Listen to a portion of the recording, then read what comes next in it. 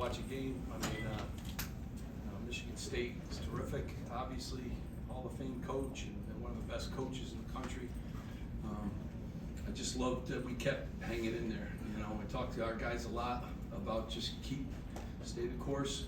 I thought in the second half we really, started getting downhill, and Paul did an unbelievable job. Cliff rebounding and rolling hard, and Caleb, the best defender in the country. He really is, has to guard a million different people. But Rutgers Nation was here tonight and loud, and we needed it. And just real proud of our guys beating a great program, and a program that I have tremendous respect for. Questions for players, Jerry? I have something for both Caleb and Paul. Tom Izzo just told us in here that I told Mulcahy and McConnell after the game, they've been great for the Big Ten. I really appreciate the way they play. I hope I never see them again.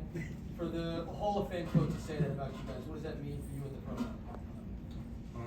Just for him to say that, it's just a Hall of Fame coach. Of course, he's run a great program for years and years, and they ran this league, for years and years, and it's just awesome, just to hear, just coming from him, and that's just proud just to me and Paul, and just all the work over the years that we've put in, just to put this team at this place where it's at now. Paul, did you say? Yeah, I mean, a ton of respect for him and his entire program. Watched him since we were little, obviously. Definitely appreciate it. But I mean, super grateful to be a part of Rutgers as a program and university, and for Coach Pike and the position that they've put us in.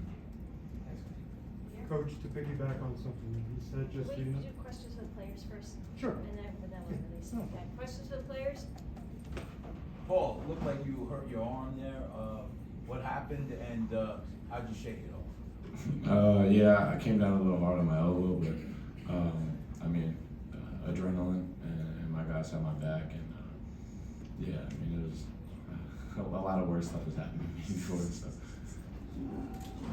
Caleb, can you talk about the defensive effort by the team tonight, because you guys were all over Michigan State. You got a couple of huge rebounds.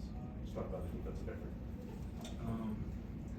All year, we're connected on the defensive end. We cause havoc, we cause problems. A lot of teams, have struggled against our half-court defense, and coming into this game, that's something that we wanted to do. We wanted to smother them, we wanted to be in help defense, gain rebounds and push the ball. So I feel like, if we're all connected on the defensive end, we're hard to beat. For any of the players, what do you think of the atmosphere and the way Rutgers fans turned out? I said it was really good. Like just saying the red over the arena, it was good. But we know we got people here for us, that give us the energy to play. Rutgers Nation, so show their support, and we was going up the energy too. Yeah, super thankful for Rutgers Nation. I mean, it was Scarlet all over. Great atmosphere. Kudos to them, and really thankful for them. Paul, you scored 8 of the team's last 15 points. It seemed like at one point you decided you're going to drive to the basket and try to take over the game. Is that game plan, or is that just you deciding you're a better leader? I need to. That was my teammates telling me to attack. Cliff was telling me to attack. Did an incredible job. Sprint screens, did all the little things to help me get downhill. Guys were on their X, and I mean, my teammates were giving me confidence, and vice versa. I have a lot most confidence for whoever I give the ball to, and yeah, I mean, it was all of them really. Anything else for players? Hey, you guys want to answer? Seeing Watt kind of go down the way that I'm sure you guys all love. How difficult was that to see, and how was it to see that? Man, that's really tough, especially what he brings to this team. He brings a lot more. Everyone looks at the stat sheet. Everyone looks at offensively, and he brings way more. He absolutely stuffs the stat sheet. He comes through when you need him.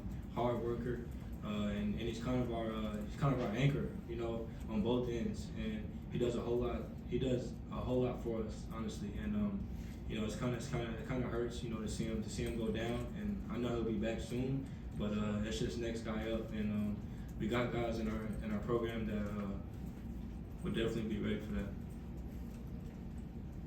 Caleb, Derek Simpson made an important three-pointer during that second half. I don't have the box score on me. It might have been his only points of the game. But for a freshman in the second half of the game on the stage like MSG to make a shot like that, I imagine you guys trust him. I know how you feel about him, but what did you make of his game tonight? Oh, we have a lot of trust in Derek. I told him, Antoine, it's time for them to step up tonight. You know, they're freshmen. You know, and sometimes Derek doesn't play like a freshman, and we know that, and we have all the confidence in Derek. You know, coach has all the confidence in Derek, and we know that he was ready for this moment. So there wasn't nothing new that I haven't seen before. I've seen Derek do that plenty of times. It was just only a matter of time, you know, for him to hit one, and he stepped up big tonight. So Derek did an awesome job on both ends, you know, offensively and defensively. You know, he's guarding a vet guard, Walker, and I think he did a pretty good job down there in the stretch. And also, he was probably switched on Hogard as well. So I think Derek really stepped up tonight. We go to the players? Okay, thanks, Jen.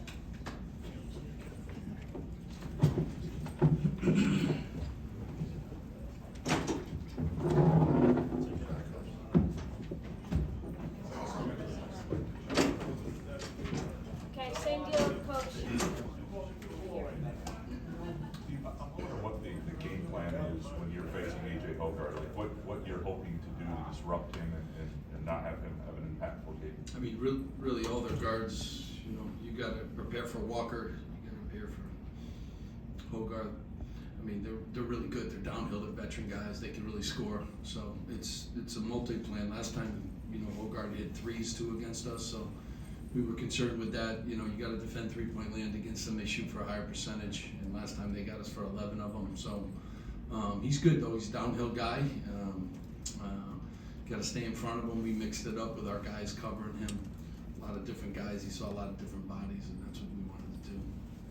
Jerry? Steve, for someone like Tom Izzo to tell your two most veteran players they meant a lot to the Big Ten, what does that mean to you as a coach? Well, I mean, he's classy, and you know, and they've meant a lot to Rutgers. They really have, and their toughness and their unselfishness, both guys. You know, I do think when you watch tape of other teams, you you appreciate guys. I appreciate the guys on their team tremendously. I appreciate, you know, Hogard. I appreciate Walker and how they play.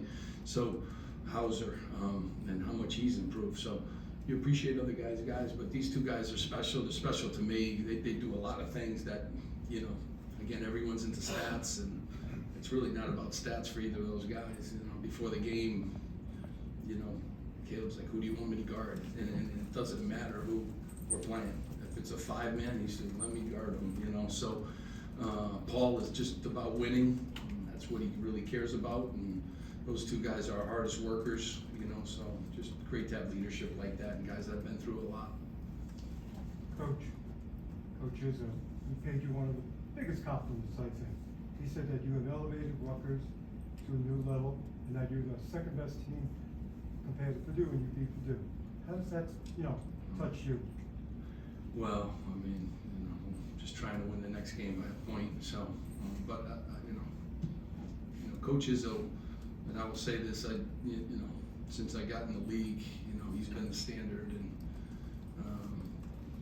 you know, I put, you know, Coach Calhoun, who I played for on Mount Rushmore, and Coach Izzo right next to him, you know, college coaches. So, what he does year in and year out, and how long and how consistent he's been is just, you know, credit to his program, his assistant coaches, and what they built there. So for me to get a compliment from him, I just really appreciate it. In the back? Coach, I have a two-parter. I'm a lot mag. He seemed to get you guys going in the first half. You know, what did you see from him then? And then, you know, what's the stats? You know, as Yeah, I mean, he was our leading scorer, and he got fouled on that. He would have made 2 free throws. He would have had 9 points today. I mean, he was ready to go, and he's been a very important guy for us, obviously.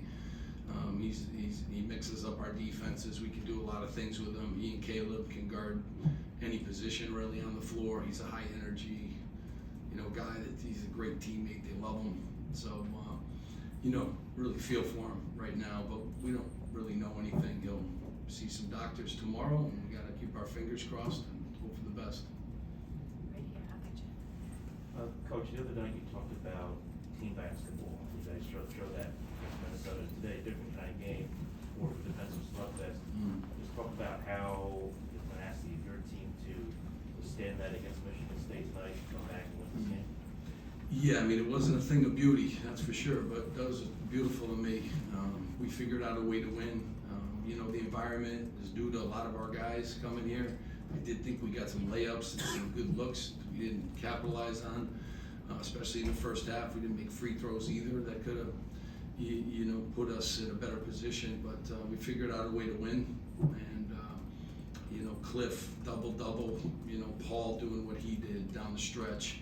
But you know, Derek stepped in and gave us some good minutes. I like Oscar Palmquist to have to come in now. He's gonna have to play. Didn't flinch. Was ready to go. Gave us some good minutes, and I trust all of our guys. But it wasn't a thing of beauty tonight. But you figure out a way to win in a league like this against elite teams. John? Steve, to be able to figure out a way to win one, and two, to hear what Michigan State was just saying to us of, they hope they don't see you again. How do those two traits become reality for a program? Well, I mean, you know, I got great, you know, assistant coaches, really. Brandon Knight, awesome job. It was TJ Thompson scout today. He had us well prepared. Carl Hobbs, you know, you gotta have great people. And then, you know, Rutgers Nation has made a huge difference. You know, Jersey Mike's is a hard place to play. We moved it up the road here today, and you know, all of our students came out. You know, it's not an easy trip for them. It's a 12 o'clock game. Some students aren't even up before 12 o'clock, but they got up this morning, and we needed them, and you know, our guys appreciate it. So it's really become like a community and a university, and you know, everyone has to come together. You don't build programs, and Michigan State's been great for a long time. They've had all that alignment, and you know, we're doing that now, and it really helps us. Along those lines, like, you've talked about how anything that you want to do in college basketball is possible at Rutgers. Is there a moment at all today, even after the game when you're doing your TV interview on the court, where you do soak it in and look at a sea of red inside Madison Square Garden, see what? Yeah, I mean, appreciate it, but you know, we go to Bloomington in about 48 hours, so you know, love to, you know, spend a couple seconds, but I got to break down all that film in the next 12 hours and, you know, get ready to play. They're playing as well as anybody in the program. I have tremendous respect for, so it's not time to think of that, but very thankful to the Rutgers people that showed up and were loud today and helped us a great deal. Coach Tyson Walker, 3 for 4 in the first half, playing really well, local kid. Did you make adjustments on him at halftime? What happened? You know what? I mean, both those guards are really good, so you got to pick your poison a little bit on how you're going to guard them. But you know, we tried to put some length on him, and we mixed up, you know, defenders. But he's really good. He's smooth. He's been around. He's had an unbelievable career. So you hope to contain him, try to run him off three-point land, and you know, he's good though. He's really good. So you try to do a good job, and you know, we had a short turnaround here to prepare. They had a few more days than we did, so we're not able to reinvent the wheel. But when you play a guy like that, you really got to be on top of your game. They set a lot of pin downs and screens for him, and you got to be trailing. You got to be locked in to the assignment. Otherwise, it only takes him a second or two to get a shot off. Back here and then ready.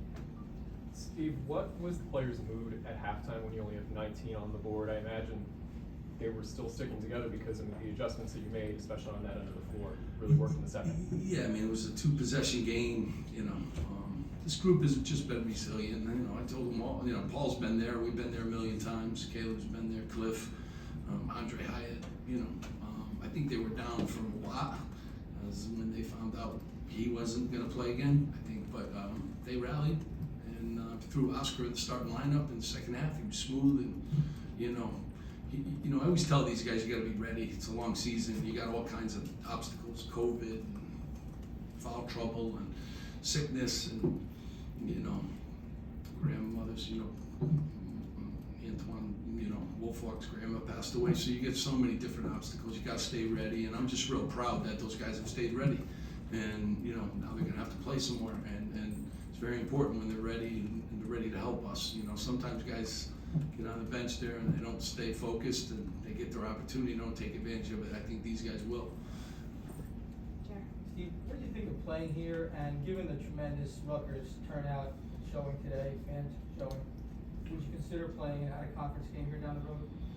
Yeah, I mean, I love it here, and we have a ton of alums in the area and stuff too, but I like Jersey Mike's arena too, so it's been a pretty good advantage for us and a pretty good arena, so. Let me know who you want us to play, Jerry, I'll start working on it. I appreciate it. Thanks.